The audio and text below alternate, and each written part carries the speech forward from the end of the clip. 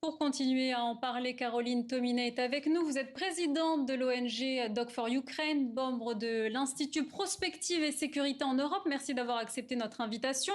L'Europe, écartée des derniers pourparlers, impose donc sa venue à Washington. Volodymyr Zelensky pourra donc compter sur la présence de ses alliés qui tentent de se remettre dans le centre du jeu. Est-ce que cette présence rassure les Ukrainiens ? Cette présence est importante, elle permet de faire bloc autour de la sécurité de l'Ukraine et aussi des garanties de sécurité pour l'Europe. Donc c'est essentiel. Ce qui est aujourd'hui à l'ordre du jour, c'est effectivement la sécurité de l'Europe, le respect du droit international et le fait qu'on ne puisse pas annexer des territoires par la force. On parle de l'Ukraine, on peut parler d'autres territoires dans l'avenir. Les Russes n'ont pas la possibilité de s'arrêter dans la guerre. Ils sont en économie avec le développement intensif de leur système de défense et ne souhaitent pas une réelle paix. Il y a un accord qui a été conclu dans le secret entre les Trumpistes et Poutine. Et il met à mal, évidemment, la sécurité de l'Ukraine et la sécurité de l'Europe. Il est important de faire front et pour parler d'un accord de paix durable, il faut d'abord un cessez-le-feu avec des garanties et avec des preuves d'une organisation concrète, ce qui n'est pas le cas.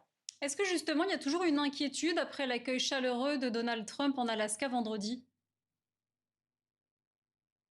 Il y a effectivement une inquiétude de la part des Européens. L'alliance défense de la France et de la Grande-Bretagne est très stratégique sur ce sujet, puisqu'il y a des accords aussi bilatéraux avec l'Ukraine, mais aussi dans le cadre d'accords avec l'Allemagne ou les Pays-Bas.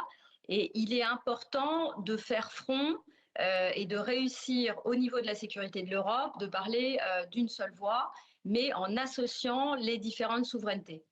On parle de l'avenir de la souveraineté des peuples européens. À son arrivée à Washington, Volodymyr Zelensky a dit vouloir mettre fin à la guerre rapidement, mais avec une paix durable. Il montre donc clairement sa volonté de mettre fin à ce conflit. Sauf que de son côté, Donald Trump, lui, impose des conditions très défavorables à l'Ukraine. Il exclut toute adhésion de Kiev à l'OTAN et impose des concessions territoriales. Est-ce que les Ukrainiens sont prêts à céder ? Les Ukrainiens sont prêts à conclure une paix juste. Rappelez-vous qu'il y a quand même la Cour pénale internationale qui a fait des recours. Personne n'en parle. On parle aussi du respect du droit international. Il y a un principe de réalité. L'aide à l'Ukraine s'est essoufflée avec l'arrêt complet de l'aide américaine depuis l'arrivée de Trump. Il y a eu des votes au Sénat américain et au Congrès américain pour l'aide à l'Ukraine.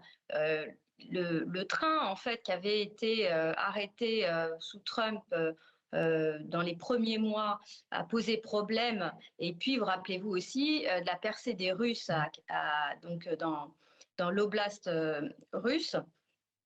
Là, ça leur a permis d'avancer puisque les Ukrainiens n'avaient plus accès aux renseignements militaires à Koursk. Donc, il y a de toutes les façons un rapprochement évident entre la Russie et les Trumpistes. L'objectif de Trump, lui, c'est d'avoir le prix Nobel de la paix, il en est obsédé, et donc on arrive à accélérer, puisqu'on sait bien que dans l'urgence, on fait des erreurs, donc il accélère le processus de négociation. Et son objectif aussi, c'est de vendre de la défense.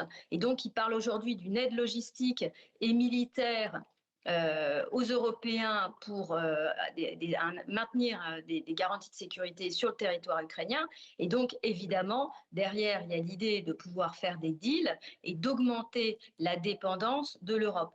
On a déjà vu lors des négociations avec Ursula von der Leyen qu'il y avait une dépendance énergétique qui était installée de fait de cet accord et une augmentation des investissements européens pour 1400 milliards sur le territoire américain en engageant les pays d'Europe alors qu'elles n'avaient pas le mandat.